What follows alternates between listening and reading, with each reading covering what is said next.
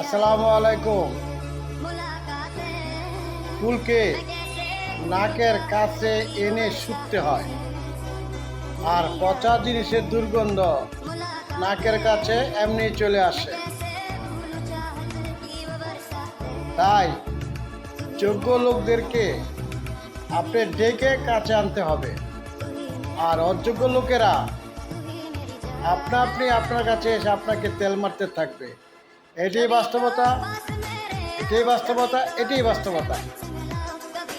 তাই আমরা সবাই অযোগ্য লোকদেরকে এড়িয়ে যোগ্য লোকদেরকে কাছে নেই, তাতে সমাজের উন্নয়ন হবে, নিজেও ভালো থাকবো। সবাই ভালো থাকবেন। আসসালামু আলাইকুম।